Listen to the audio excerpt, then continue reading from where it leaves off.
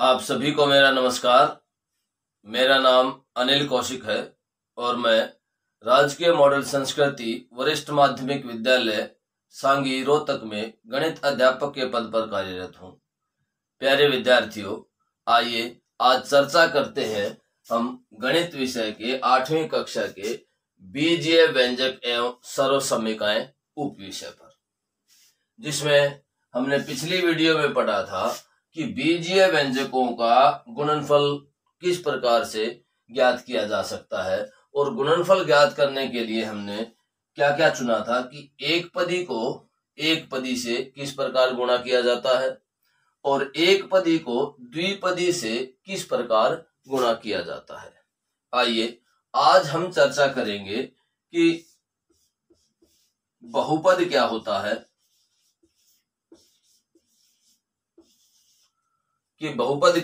है, और बहुपद को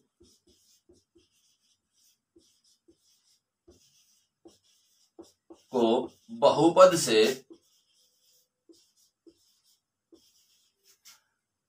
किस प्रकार गुणा किया जाता है, या बहुपद का बहुपद से गुणनफल किस प्रकार हम निकाल सकते हैं। किस प्रकार हम गुणनफल ज्ञात कर सकते हैं या बहुपद को बहुपद से किस प्रकार गुणा किया जा सकता है, इस पर हम चर्चा करेंगे। तो पहले आइए बहुपद पर चर्चा करते हैं।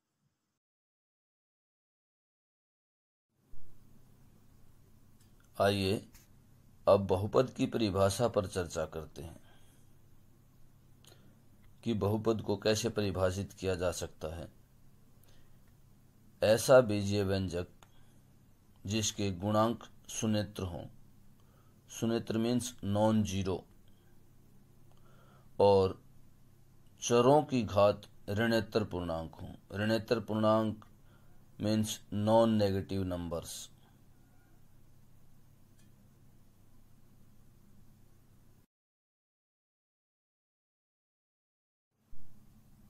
आइए बहुपद को समझते हैं।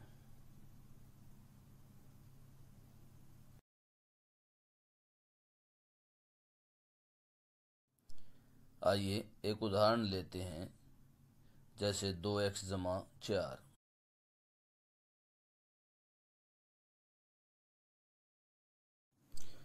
अब इसकी जांच करते हैं कि क्या ये बहुपद है या नहीं है। इसमें सबसे पहले हम चर की घात देखते हैं।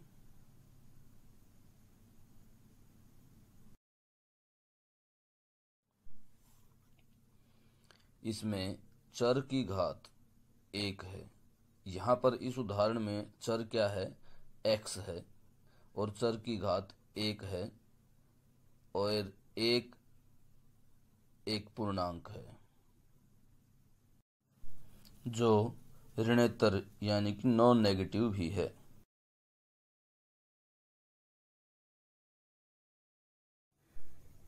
आइए अब इस बीजीय व्यंजक में चर का गुणांक देखते हैं। जैसा कि आपको स्क्रीन पर दिखाई दे रहा है, x के साथ क्या गुणा, कौन सी संख्या गुणा में है। यहाँ पर x का गुणांक 2 है, क्योंकि 2 x के साथ गुणा हुआ है, तो यहाँ पर चर का जो गुणांक है वो 2 है। इस प्रकार हमने देखा कि चर की घात 1 है जो कि पूर्णांक है, नॉन नेगेटिव है, और चर का गुणांक 2 है जो कि नॉन जीरो है। इस प्रकार हमने देखा कि ऐसे बीजीय व्यंजक जिनका गुणांक शून्येतर नॉन जीरो हो और चर की घात ऋणोत्तर नॉन नेगेटिव हो, बहुपद कहलाते हैं।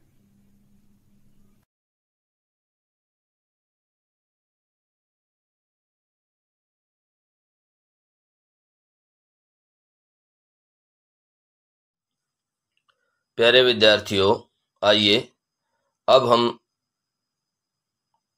एक एक्टिविटी के माध्यम से सबसे पहले बीजीय व्यंजक तैयार करेंगे। उसके बाद हम यह जांच करेंगे कि यह बीजीय व्यंजक है या नहीं है। फिर हम उस बीजीय व्यंजक की जांच करेंगे कि यह बहुपद है या नहीं है, और फिर बहुपदों के गुणनफल पर हम चर्चा करेंगे। तो आइए, सबसे पहले आपको जो स्क्रीन पर स्ट्रिप्स दिखाई दे रही हैं उनमें से कुछ स्ट्रिप्स चुनते हैं और एक बीजीय व्यंजक तैयार करते हैं। तो देखिए, हम यही स्ट्रिप्स ले लेते हैं इस तरह से।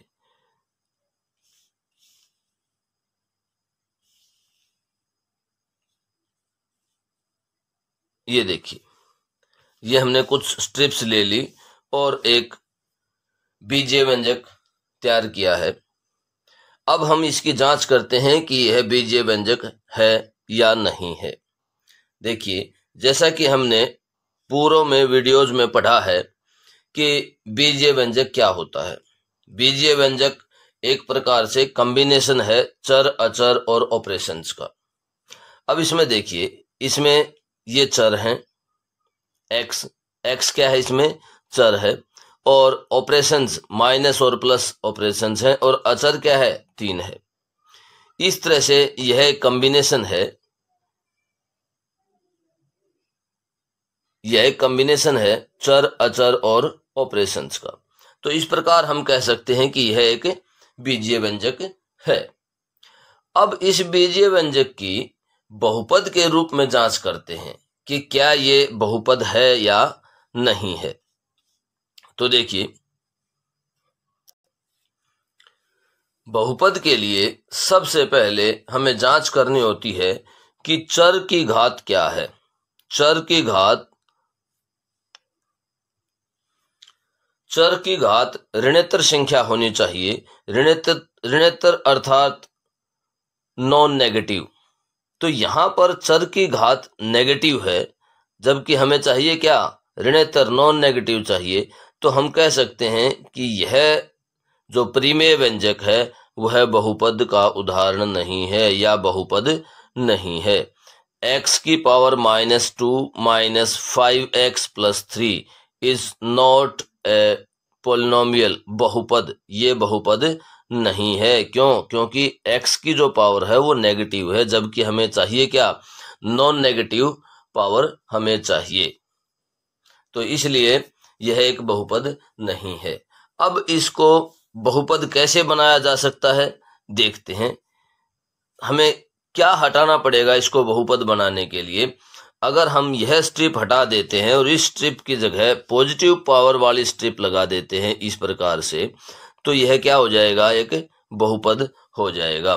तो देखिए, अब पॉजिटिव पावर वाली स्ट्रिप है तो x की पावर नॉन नेगेटिव, और दूसरा हमें क्या देखना होता है बहुपद के लिए कि जो x का गुणांक है, चर का गुणांक है, वो भी क्या होना चाहिए, नॉन जीरो होना चाहिए। तो यहां भी नॉन जीरो है और यहां कितना है, नॉन जीरो मीन्स शून्येतर संख्या, और यहाँ x की 2 का गुणांक क्या है, 1 है, और यहाँ पर x का गुणांक क्या है, 5 है। तो दोनों जगह x का गुणांक जो है वो नॉन जीरो है। तो इस प्रकार से अब हम कह सकते हैं कि यह एक परिमेय व्यंजक है और साथ साथ बहुपद भी है। आइए, अब बची हुई स्ट्रिप्स के माध्यम से एक बहुपद और तैयार करते हैं। तो देखिए, x की 2, उसके बाद ऑपरेशन जमा 1, x की 2 जमा 1, यह भी एक बहुपद है क्योंकि चर की घात नॉन नेगेटिव है, ऋणोत्तर संख्या है, और चर का जो गुणांक है वो भी नॉन जीरो है। यहाँ पर चर x की 2 का जो गुणांक है वो क्या है, 1। तो इस प्रकार हम 2 बहुपद लेते हैं और कुछ ब्रैकेट्स की सहायता से हम इनकी गुणा के रूप में इनको लिखते हैं। देखिए कैसे, इस प्रकार से हमने दोनों बहुपदों को लिया। ये ब्रैकेट है x की 2 घटा 5x जमा 3, और यहाँ ब्रैकेट में पहले बहुपद को ब्रैकेट में बंद किया हुआ है, उसके बाद गुणा है, और फिर ब्रैकेट शुरू दूसरे बहुपद के लिए x की 2 जमा 1 और ब्रैकेट बंद। इस प्रकार दोनों बहुपदों की हम गुणा पर चर्चा करेंगे। आइए अब बहुपदों के गुणनफल पर चर्चा करते हैं कि किस प्रकार दोनों बहुपदों का गुणनफल ज्ञात कर सकते हैं। तो सबसे पहले हमें क्या करना है कि पहले बहुपद का पहला पद हमें लेना है। पहला पद है x की 2 और दूसरे बहुपद से उसको गुणा कर देना है इस प्रकार। फिर हमें पहले बहुपद का दूसरा पद लेना है, -5x हमने लिया। उसके बाद हमें दूसरे बहुपद से पूरे बहुपद से उसको गुणा कर देना है। फिर हमें पहले बहुपद का तीसरा पद लेना है, तीसरा पद है -3, और उसको ठीक प्रोसेस के अनुसार पूरे बहुपद से दूसरे बहुपद से हमें गुणा कर देना है। अब इस प्रकार हमने एक एक स्टेप लिया और दूसरे बहुपद से गुणा की। अब यहाँ पर हमें सीधा इसको एक एक करके अंदर गुणा करना है। जब हम x की पावर 2 को x की पावर 2 से गुणा करेंगे तो हमारे पास क्या आ जाएगा, x की पावर 4। क्योंकि आधार समान है तो शक्तियां क्या हो जाएंगी, जुड़ जाएंगी जब हम गुणा करेंगे। इसी प्रकार x की पावर 2 को 1 से गुणा करेंगे तो हमारे पास क्या आएगा, x की पावर 2। अब आगे चलते हैं। यहां पर -5x को जब हम x की पावर 2 से गुणा करेंगे तो क्या आएगा, -5। x की पावर यहां पर कितनी है, 1, और यहां पर कितनी है, 2, तो x की पावर कितनी हो जाएगी, 3 हो जाएगी। क्योंकि आधार समान है तो गुणा करेंगे तो शक्तियां क्या हो जाएंगी, जुड़ जाएंगी। अब 5x को हम 1 से भी गुणा करेंगे जब ब्रैकेट खोलेंगे तो -5, यहां पर देखिए -5x, इस -5x को 1 से गुणा करेंगे तो -5x आ जाएगा। यहां पर प्लस है और यहां पर क्या है, माइनस है। ये अलग अलग यहां पर इसलिए शो किए गए ताकि आपको कंफ्यूजन ना हो। तो -5x 1 से गुणा होके ये आया और प्लस ये आ जाएगा। अब देखिए नेक्स्ट स्टेप पर जाते हैं हम। +3 की गुणा हम x की 2 से करेंगे तो क्या आएगा हमारे पास, 3x की 2। उसके बाद 3 की गुणा हम 1 से करेंगे तो प्लस प्लस प्लस हो जाएगा यूं का यूं, और 3 एकम 3। तो इस प्रकार हमने मल्टीप्लिकेशन की, गुणा की, और अब हम इसको थोड़ा सा उस माइनस, यहां पर इसको सोल्व करते हैं। प्लस माइनस क्या आएगा, माइनस, तो यहां पर क्या आ जाएगा, -5x आ जाएगा। अब जमा 3x की 2 जमा 3। अब इसमें जो भी जोड़ या घटा संभव है उसको पूर्ण कर देते हैं। मतलब समान पद जो हैं उनको जोड़ते या घटाते हैं। तो देखिए x की पावर 4 वो कहीं भी नहीं है। x की पावर 2 के जो समान पद है वो कहां पर है, ये दोनों जो हैं समान पद हैं। समान पद देखिए x की पावर 2, इसमें भी चर और इसमें भी चर क्या है, x की पावर 2 है। तो यहां पर क्या हो जाएगा, 3 और 1 ये 4x की पावर क्या हो जाएगा, 2। और इसी तरह से हमारे पास क्या आएगा, 5x की पावर 3 और -5x जमा 3। अब ये बचा। अब हमें इसको क्या करना है, ध्यान से समझिएगा, अभी भी हमारा काम शेष है। यहां पर क्या करना है आपको कि इसको स्टैंडर्ड फॉर्म में भी लिखना है। और स्टैंडर्ड फॉर्म में क्या होता है, स्टैंडर्ड फॉर्म क्या कहती है कि पहले बड़ी पावर और उसके बाद छोटी पावर, इस तरह से, और उसके बाद 4x की 2 माइनस 5x जमा 3। ये स्टैंडर्ड फॉर्म कहती है कि पहले बड़ी पावर वाला टर्म पद, उसके बाद फिर उससे छोटी पावर, फिर उससे छोटी पावर, और इस तरह से हम स्टैंडर्ड फॉर्म में इसको लिखते हैं। तो इस एक्टिविटी के माध्यम से हमने पहले बीजीय व्यंजक को समझा, फिर बहुपद को समझा, और फिर बहुपदों के गुणनफल को हम किस प्रकार प्राप्त कर सकते हैं यह सीखा।